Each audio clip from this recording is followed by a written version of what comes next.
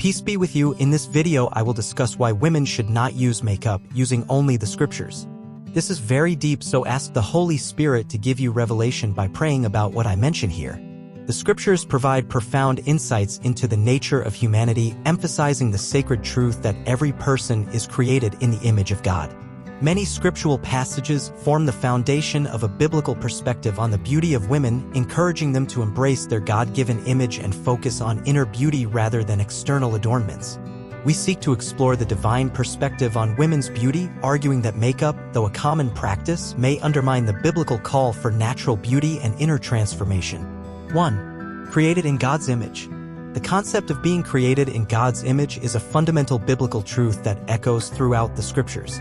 Genesis 1 verse 27 declares, "So God created mankind in his own image, in the image of God he created them, male and female he created them." This foundational truth establishes the inherent value and dignity of every individual, regardless of gender.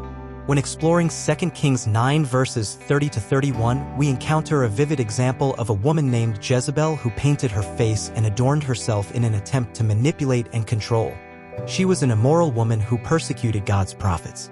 Jezebel's actions, however, did not align with the reverence due to God's image.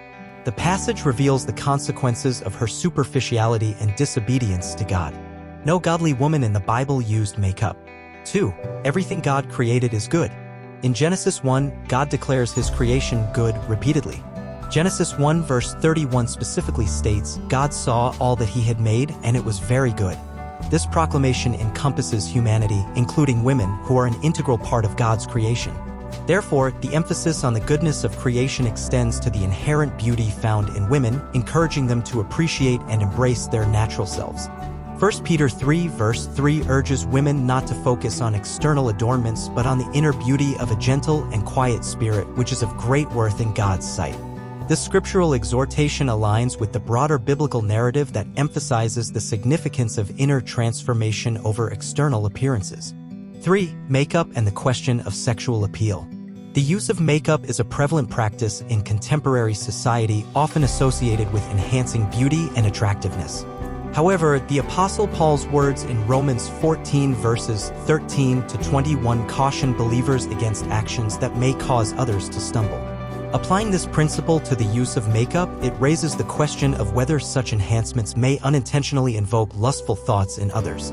In the context of 1 Peter 3 verse 3, where Peter encourages women not to rely on external adornments, the issue of makeup's potential impact on others becomes relevant. Paul's teaching in 1 Corinthians 8 verse 9 emphasizes the responsibility believers have toward one another, warning against actions that may lead a brother or sister into sin. Considering the sexual appeal often associated with makeup, there is a biblical imperative to exercise caution in its use. 4. Women beautifully serving the Lord. The Bible celebrates the beauty of women who serve the Lord with sincerity and authenticity. Proverbs 31 verse 30 asserts, "Charm is deceptive and beauty is fleeting, but a woman who fears the Lord is to be praised." This verse underscores the enduring value of inner beauty and the eternal significance of a woman's relationship with God.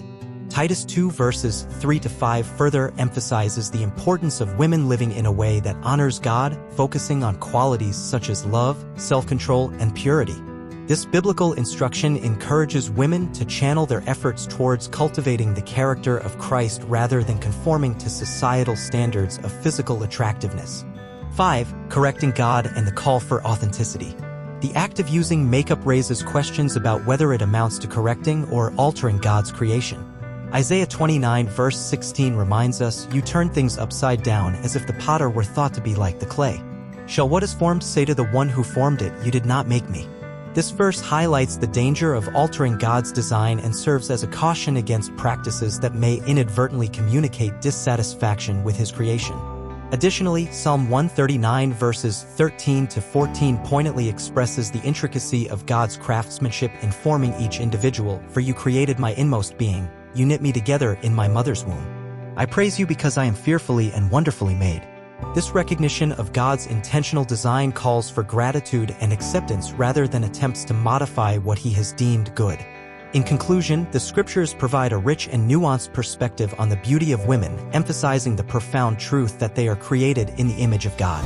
The call for natural beauty and inner transformation is rooted in the biblical narrative, encouraging women to focus on cultivating the character of Christ rather than conforming to societal standards.